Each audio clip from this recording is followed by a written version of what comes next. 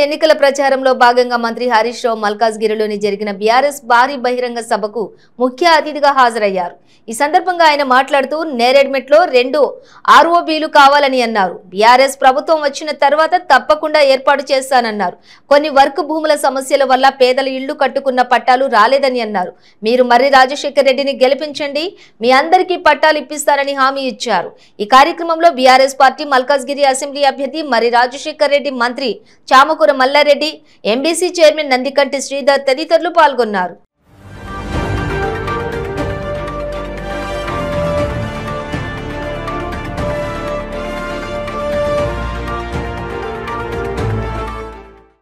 ప్రశాంతత మంచి ఎంత బంగారమైన మనుషులు మల్కాజ్గిరిలో మనుషులు అంటే బంగారం.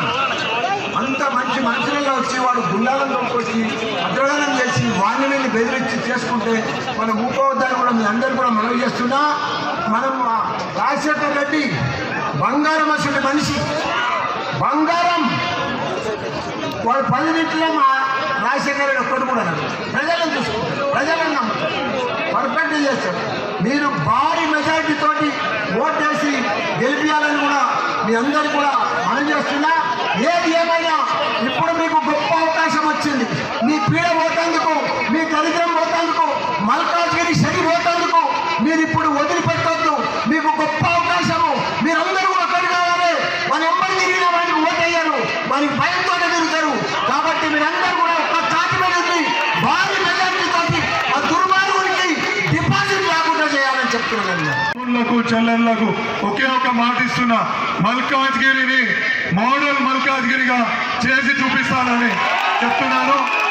ఇక్కడి నుంచి ఒక సామరస్యంగా, ఒక స్నేహపూర్వకంగా ఉండే మల్కాజ్గిరిని తీర్చిదిద్దుకుందాం. ఇక్కడ నుంచి ప్రతి ఒక్క గుండాని పారదోలే విధంగా మనం కృషి చేద్దామని ఈ సందర్భంగా తెలియజేస్తున్నా.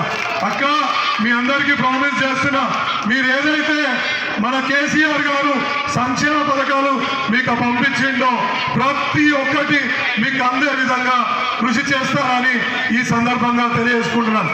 మీ అప్లికేషన్లన్నీ ఒకరు తీసుకొని చెత్తబుట్టలో వేసిన సందర్భం మీ అందరికీ తెలియజేస్తున్నాను. ప్రతిదీ మా అన్న హరీష్ అన్న ఒక్కటే వచ్చేటప్పుడు అదే చెప్పిండు.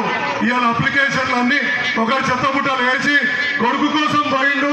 మీరు ఫికర్ పడకండి, ఇక్కడ మనం వేరే దగ్గర ఇచ్చేదానికంటే అధికంగా ఇస్తామని ఆయన తెలియజేసిన సందర్భం మీకు మరొకసారి గుర్తు చేస్తూ, మా వాజ్పేయి నగర్లో నేరేడ్మెట్లో 2 ఆర్ఓబీలు కావాలన్నారు.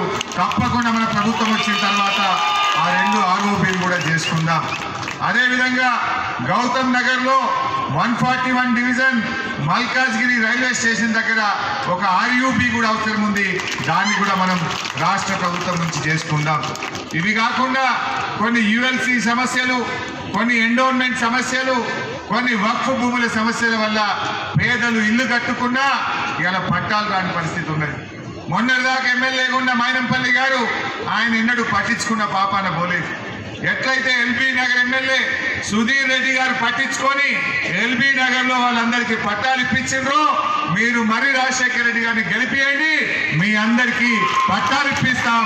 దాని మీద పూర్తి హక్కులు కల్పించే బాధ్యత నేను తీసుకుంటా అని చెప్పి కూడా ఈ సందర్భంగా మీకు మనవి చేస్తా ఉన్నా. అదేవిధంగా చెరువులు, ఇవాళ చాలా చెరువులు బాగైనాయి. కానీ నిన్నటిదాకా ఇక్కడ మైనంపల్లి గారు పట్టించుకోలేదు.